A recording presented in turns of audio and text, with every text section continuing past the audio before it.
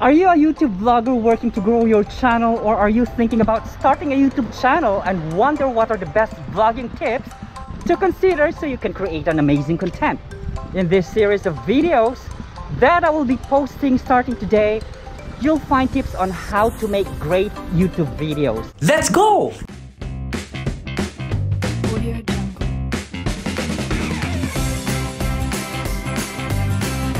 Country and sides, food and culture, reviews and tips. Are you ready?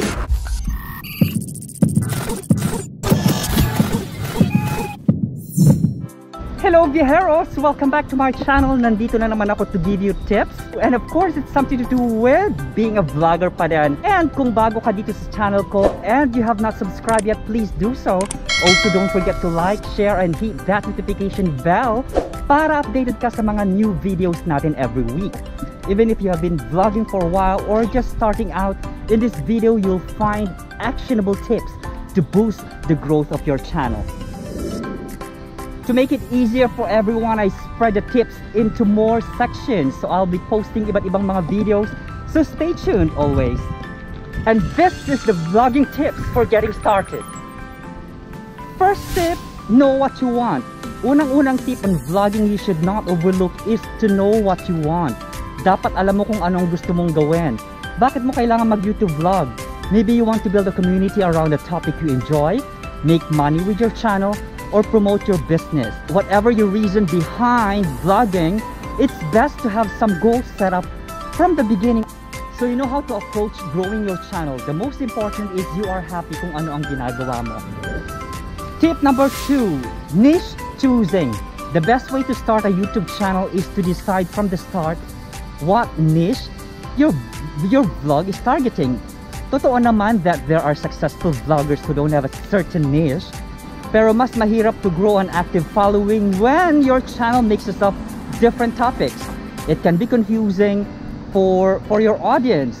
You can take a look through the most popular vlog niche and see if you can relate to any of them. Parang ako nung una, it's kind of difficult for me to think of niche, to think of topic, kasi ang dami kong gustong gawin. So naisip ko, I love to travel, see countries, cultures, foods, reviews and tips. So, ang ginawa ko, pinag-isa ko na lang. Number 3 tip, leverage your passion. Those who pour their hearts into the creative process will always see better results than the ones pretending. Huwag tayong magpaka-plastic na we love traveling kung hindi naman pala. We don't need to pretend that we love to eat if we are on a diet. So dapat, mga diet, mga diet topics ang ibigay mo, ang gawin mo. There is a notable difference between a vlogger who is passionate about what he does and a vlogger who approaches certain subject just for the sake of popularity. There's nothing wrong with wanting to become a popular. Sino ba ang ayaw maging sikat, di ba? But the best way to become a successful vlogger is to choose a niche that will keep you excited for a long time. Dapat masaya ka, dapat excited ka lagi to make new videos para sa mga subscribers mo, di ba? Number 4 tips, choose the topics. Do you know what topics you're going to address in your vlogs? Getting used to brainstorm possible topics and make a content calendar to keep track of your ideas falls into the crucial vlogging tips beginners need to consider when starting a YouTube channel. Magsulat ka, mag-research ka, magtanong ka sa mga kaibigan mo. By doing this, you won't be caught without content to publish and will serve you as an additional source of inspiration. Number 5 tips, know your audience. To come up with the best content for your audience, you first need to know who your potential audience is. Makeup for men or women ba? DIY ba at home or offices? Or whatever? After you pick up your niche, look at the other vloggers in the same niche. Who are watching their YouTube videos? How old are they? Where are they from? What kind of content do they enjoy best? Kumuha ka ng inspiration but never ever copy them. The way sila magsalita, the way sila gumawa ng mga videos nila, Have something unique for yourself na ikaw lang ang meron. Number 6 tip, pick your tone. Kailangan pa bang may tone? Ganon? One thing you need to be a YouTuber is to find your own authentic voice. To find the most suitable tone for your vlogs.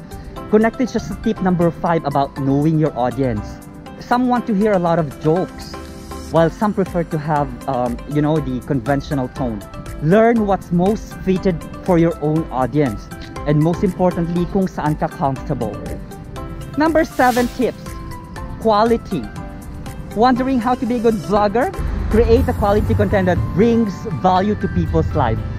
Paulit-ulit ko na lang sinasabi sa lahat ng mga video tips ko. Ask yourself what problems your audience might have and how can you solve these problems. Coming up with a qualitative content is not just a vlogging tip.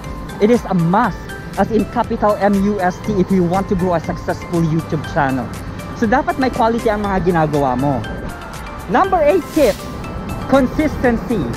Becoming a vlogger means adopting a schedule to come up with videos on a regular basis. Paano ba? Every week ka ba may upload? Every other 3 days ba? Or every day ba? To grow a sustainable base of YouTube subscribers, it's best to let your audience know when you're going to upload new videos or new content and keep up with your promises. Promises that cannot be broken, ha? Hindi yung nag-promise ka to upload today pero walay naman pala.